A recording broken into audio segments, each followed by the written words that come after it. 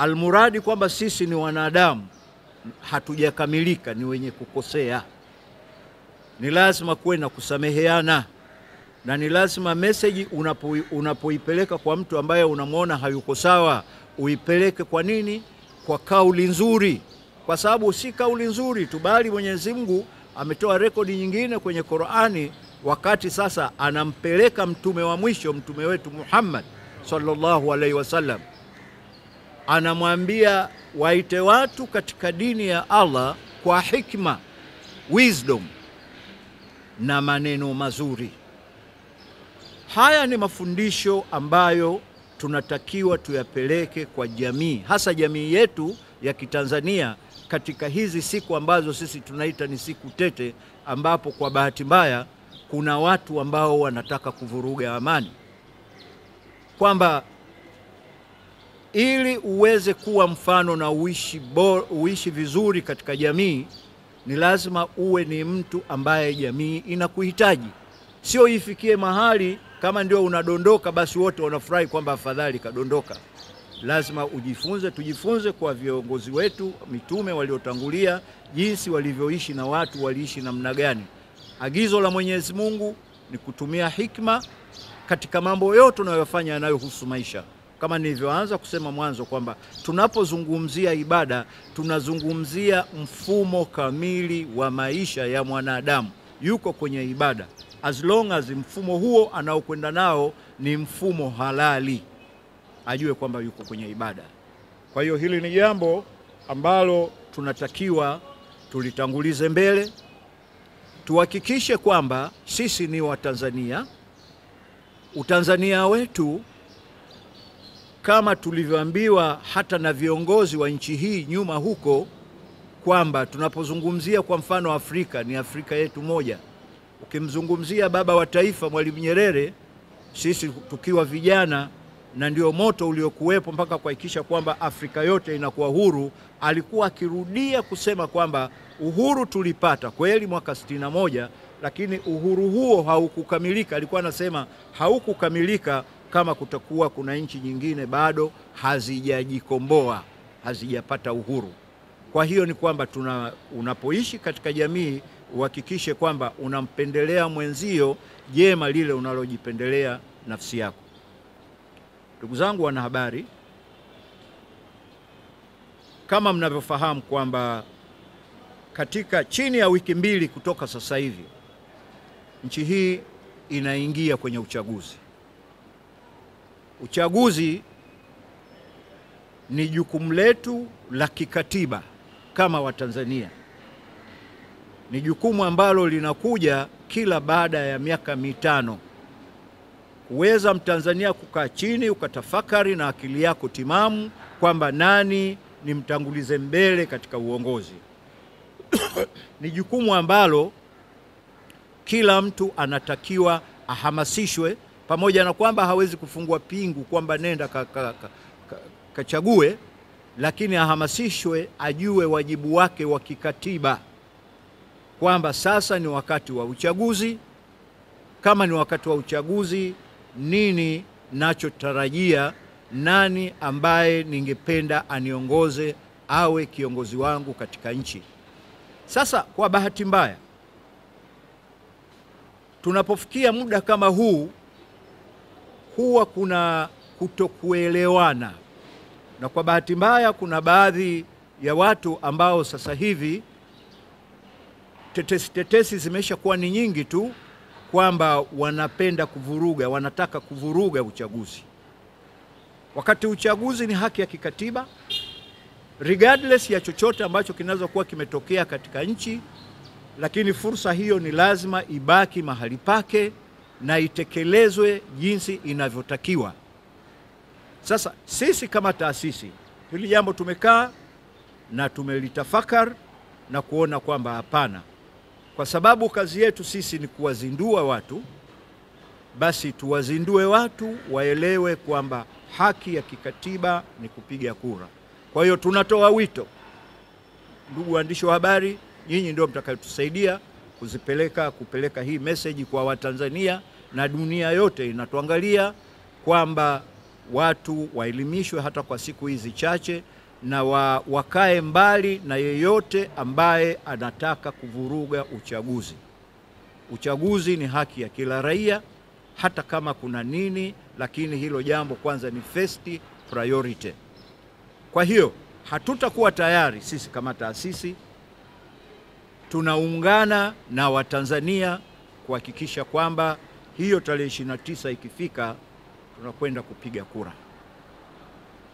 Hili ni jambo ambalo ningependa lieleweke, na nisingependa kwamba vyombo husika vikae vikisubiri, na wakati vinaona kabisa kwamba kuna mtu anataka kuvuruga amani, kwa sababu sisi Waislamu tunapozungumzia amani tunazungumzia dini yetu. Unaposema kwamba mimi ni Muislamu, unasema kwamba mimi ni mtu wa amani. Unapokuwa na amani, yawezekana kabisa kwamba kunaweza kuwa kuna up and downs katika hiyo amani, lakini first priority inatakiwa iende kwenye amani. Lakini baadaye kama kuna kitu kinaweza kikarekebishwa, kirekebishwe, lakini tukijua kwamba point namba 1 ni nini? Ni amani. Na hakuna chochote kinachoweza kwenda vizuri katika nchi. Hata hiyo ibada yenyewe ambayo Mwenyezi Mungu ametuambia kwamba ibada sio kusali peke yake, ni kufanya kazi, almuradi kazi yenyewe hiyo ya halali, na mambo mengine yote haiwezekani uyafanye kama hakuna amani.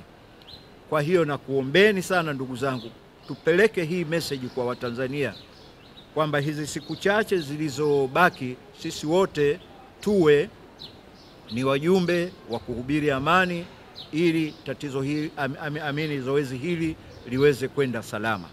Ana wa Taala. Lakini pia niwashukuru viongozi wenzangu walioweza kufika hapa leo muda huu sahihi na wakati huu. Niwashukuru na waandishi wa habari mlioweza kuacha majukumu yenu mengine na kuweza kufika mahali hapa, tunawashukuru sana. Mimi naitwa Abdulaziz Madenge, katibu mwenezi wa taasisi kongwe, taasisi ambayo katibu wetu ameeleza kwa upana na urefu. Majukumu yake ameeleza walau kwa uchache wake. Mimi kwa upande wangu nitaeleza mambo makubwa mawili tu, na hii tunafanya kwa sababu ya kuchunga muda. Jambo la kwanza, taasisi yetu miongoni mwa mambo ambayo kwamba tunayafanya ni pamoja na kutoa huduma kwa jamii, ni pamoja na kuwakumbusha watu walioghafilika katika dini, ni pamoja na kuchimba visima, mashule, hospitali na kadhalika, na kuwazindua watu wamjue Mwenyezi Mungu, waache mabaya, wafanye mema. Haya yote katika dini ya Kiislamu ni ibada. Definition ya ibada au taarifu ya ibada katika dini ya Kiislamu ni kuacha mabaya na kufanya mema. Taasisi yetu inafanya jambo hilo, kuwazindua watu waache mabaya na wafanye mambo mema. Kwa kuwa hayo yote ni ibada, ibada ndugu zangu inatakiwa ifanyike mahala ambapo pana amani. Ibada yote haiwezi kufanyika mahala ambapo hapana amani. Sisi kama taasisi yetu, miongoni mwetu kuna watu wana mitandao, kupitia simu zao tunaona kama kuna viashiria fulani hivi ambavyo vinaweza kama vitaachwa na vyombo vya usalama vikahatarisha amani ya nchi yetu. Sasa sisi kama viongozi wa dini hatuwezi kukaa kimya.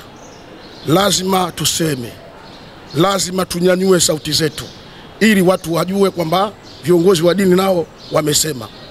Kwanza, viashiria vyote ambavyo tunaviona kupitia macho yetu katika mitandao mbalimbali ya kijamii, tunaliomba ama tunalitaka jeshi la polisi na idara mbalimbali za kiusalama wafuatilie kwa umakini mambo haya, na ikiwezekana wale wanaohusika katika namna moja ama nyingine wachukuliwe hatua kali za kisheria, kwa sababu mtoto mdogo tunasema kama vile sponge, na mtu asielewa chochote tunasema kama vile sponge. Mtoto mdogo kama sponge, asielewa kama sponge. Ukiitia kwenye maji inanyonya, na kuikamua ile maji yanakuwa yenye kutoka. Sponge inabaki kama ilivyokuwa. Mtu asielewa ukimlisha maneno, maana yake anashika ile maneno anafanya kuwa ni sahihi na ni maneno ya kweli. Lakini mtu mwenye kuelewa hata ukimlisha maneno hawezi kuyashika na kuyafanyia kazi. Sasa kwa sababu kuna watu wanalisha maneno ambayo ukiangalia kwa asilimia kubwa ni maneno ya uongo. Kwa watu wasioelewa wanaweza kuyashika na kuyafanyia kazi. Kwa hivyo tunarudia tena, vyombo vya usalama vifanye kazi yake. Amani ndiyo kila kitu. Kijana mwenzangu ambaye upo nyumbani sasa hivi, umejisahau kwenye Instagram, kwenye Twitter kwa kufata kauli za watu waliokuwa nje, kwa sababu wanaohamasisha maandamano hayuko nchini hata mtu mmoja, wote wako nje. Hakuna mwanachama au kiongozi wa kisiasa wa aina yoyote anayehamasisha swala hili la maandamano katika nchi yetu. Tunaona watu sasa hivi wanayapokea kutoka kwenye mitandao ya kijamii na wanaanza kuyazungumza wakiamini kwamba watakuja kulifanya hilo jambo. Taasisi ya Al-Malidi iliona kuna umuhimu, kwa sababu taarifa sio kitu kidogo. Taarifa sio kitu cha kupuuzia. Hata kama mtu anania ovu, kitu hata kuanzia kwenye simu mtu anaweza kaanza na jambo kwenye simu. Kwa hiyo nikaona hapana, ni lazima walizungumze jambo hili, ni lazima lizungumzwe jambo hili kwamba amani ndiyo kila kitu, ndiyo msingi wa maisha yako. Wewe ndugu yangu ambaye unaabudu, wewe ndugu yangu ambaye unakwenda kutafuta riziki yako, bila amani huwezi kufanya chochote, au huwezi kuabudu, au huwezi kwenda kutafuta riziki yako yote. Hata muda uliopata kuingia kwenye mtandao ukakomenti, ukapongeza hayo maandamano unayopongeza, muda huo amani kitoweka, hautapata nafasi hiyo. Kwa hiyo na mimi naungana na viongozi wa taasisi, na mimi nikiwa kama kiongozi wa mkoa wa Dar es Salaam ambaye ni mwenezi wa taasisi ya Al-Malidi, nasema Watanzania tusije tukakubali kuingizwa mkenge na baadhi ya watu. Na mimi niliombe tu vyombo vya usalama vyote, kuanzia jeshi la polisi na kadhalika, vyote waanze kufuatiliwa wale wanaohamasisha mitandao au wanaohamasisha maandamano ndani ya mitandao. Waanze kufuatiliwa hivi sasa, kwa sababu kumnyima mtu kupiga kura ni sawasawa umemnyima mtu haki yake kikatiba.